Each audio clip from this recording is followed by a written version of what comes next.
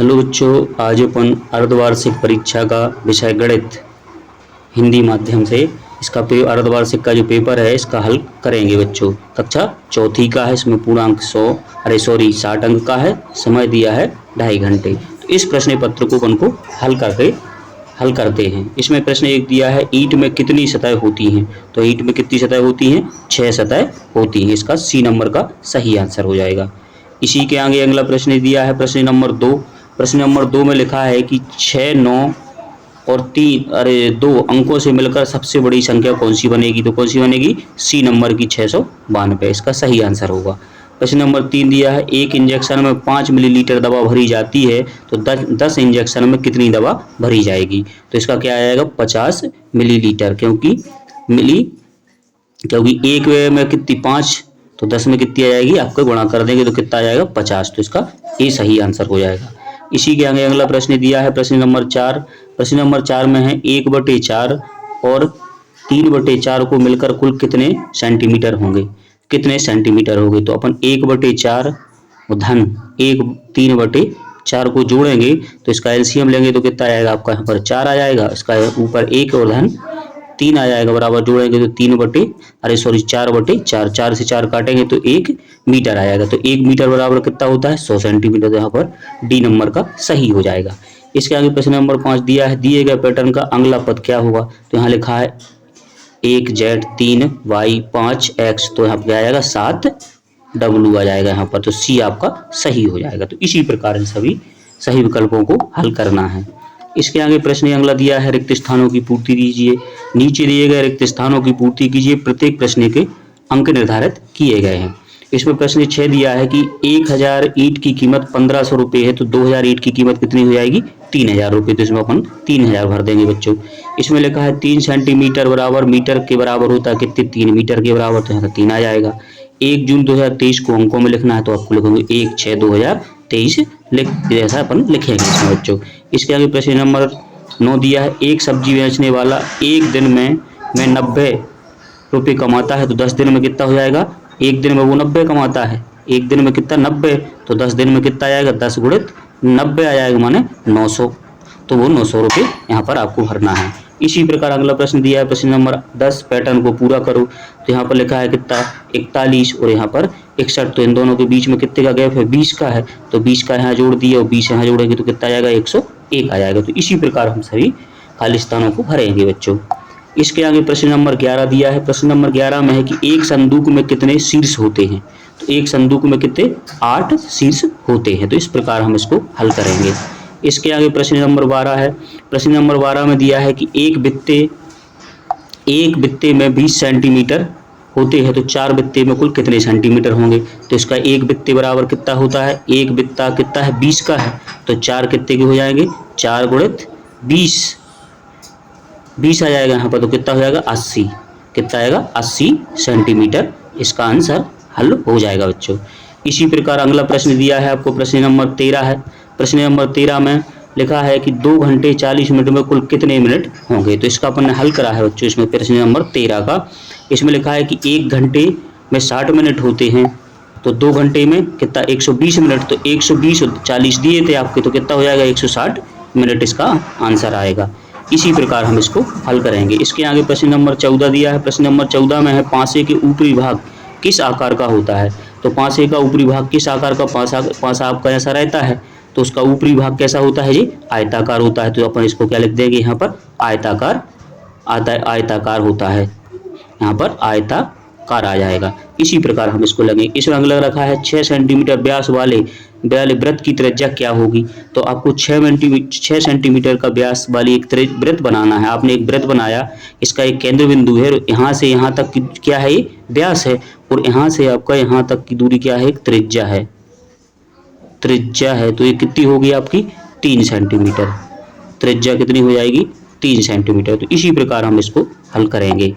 इसके आगे प्रश्न नंबर 16। प्रश्न नंबर 16 में दिया है कि 1 मीटर का 3/4 कितना सेंटीमीटर होगा? प्रश्न नंबर 16।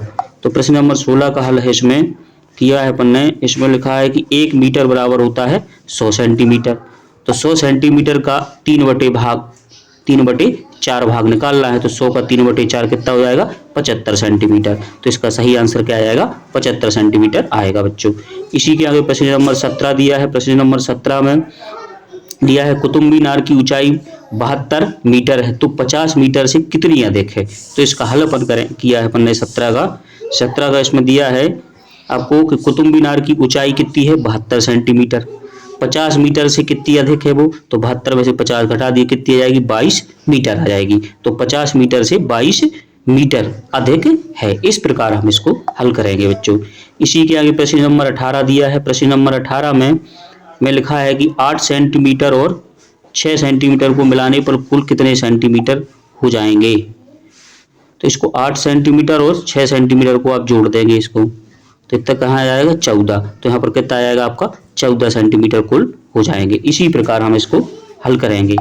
इसके आगे प्रश्न नंबर इसी के आगे अगला प्रश्न दिया है प्रश्न नंबर 19। प्रश्न नंबर 19 में है कि यदि सूर्योदय प्रातः 6 बजे तथा सूर्य अस्त शाम 5:40 बजे पर होता है तो वो है कुल कितने घंटे का होगा। तो इसका प्रश्न 19 का हल अपन इस प्रकार करेंगे बच्चों। इसमें लिखा है 19 सूर्योदय प्रातः 6:20 पर होता है, सूर्य अस्त कब होता है शाम को 5:40 पे। तो कुल घंटे 6:20 से 5:40 तक के आपको कितना आएगा 11:20 माने 11 घंटे 20 मिनट का पूरा दिन होगा। तो इसी प्रकार हम इसको हल करेंगे बच्चों। इसके आगे प्रश्न नंबर 20 दिया है। प्रश्न नंबर 20 में दिया है एक वृत्त की व्यास से कम है या अधिक होती है, चित्र द्वारा समझाइए। तो आपको इसको चित्र के द्वारा प्रश्न नंबर 20 को समझाना है। प्रश्न नंबर 20 में दिया है एक वृत्त बनाया आपने। इस वृत्त में जो पूरा व्यास होता है वो ये आपका व्यास, और इसका आदि क्या होती है, ये त्रिज्या होती है। तो आदि त्रिज्या होती है और पूरा क्या होता है व्यास। तो त्रिज्या व्यास के कम होगी, माने इसको अपन आदि होती है तो आदि आ जाएगी, तो आपको त्रिज्या क्या होगी व्यास से कम होती है। तो इसी प्रकार हम इसको हल करेंगे। प्रश्न नंबर 20 के बाद 21वां प्रश्न दिया है कि 1 किलोग्राम कद्दू की कीमत 50 रुपये है तो आधा किलोग्राम कद्दू की कीमत कितने रुपये होगी। तो 1 किलोग्राम की आपकी 50 रुपये है, तो इसका हल किया है अपन ने बच्चों। 1 किलोग्राम कद्दू की कीमत कितनी है 50 रुपये है, तो आधा किलोग्राम कद्दू की कीमत 1/2 गुणित 50 बराबर 25 रुपये। तो आधा किलोग्राम कद्दू की कीमत 50 रुपये हो जाएगी। इस आगे अगला प्रश्न दिया है प्रश्न नंबर 22 है। प्रश्न नंबर 22 को अपन हल करेंगे अब। तो प्रश्न नंबर 22 जो आपका दिया है पेपर में वो है 2, 4, 6 और 8। 8 में छठवां पद क्या होगा। तो ये 4 दिए हैं तो यहाँ 5वां और यहाँ पर 6वां आ जाएगा। तो यहाँ तो 8 है तो यहाँ क्या आएगा 10 और यहाँ आ जाएगा 12। तो 6वां पद क्या होगा इसका 12 आ जाएगा। तो अपन लिख देंगे ये 6वां पद क्या है 12। इसी प्रकार प्रश्न नंबर 23 दिया राजू की डेयरी में 500 लीटर दूध आता है जिससे वह रोज 154 लीटर का दही बनाता है और शेष दूध बेच देता है। तो बताइए एक सप्ताह में कितने लीटर दूध बेचता है। तो इसका हल क्या किया बच्चों अपन ने प्रश्न नंबर 23 का।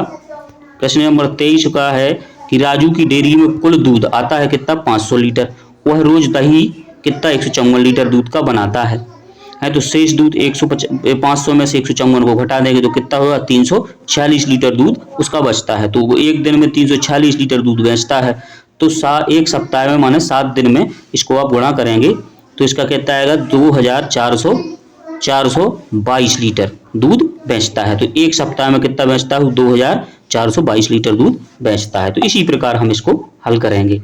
इसके आगे प्रश्न नंबर 24 दिया है। प्रश्न नंबर 24 में है एक घर की छत को देखने पर वह किस आकार की दिखाई देती है, चित्र सहित समझाइए। तो आपको एक घर का चित्र बनाना है इसमें बच्चों। आपको इसमें एक घर का चित्र बना के ऐसे आप इसी प्रकार का चित्र बनाएंगे और इस चित्र में आपको इसका जो छत है वो कैसा दिखाई दे रहा है अपन को आयताकार। तो घर की छत कैसी है आयताकार दिखाई देगी। इसी प्रकार हम इसको चित्र के माध्यम से बताएंगे बच्चों। इसके आगे प्रश्न नंबर 25 दिया है।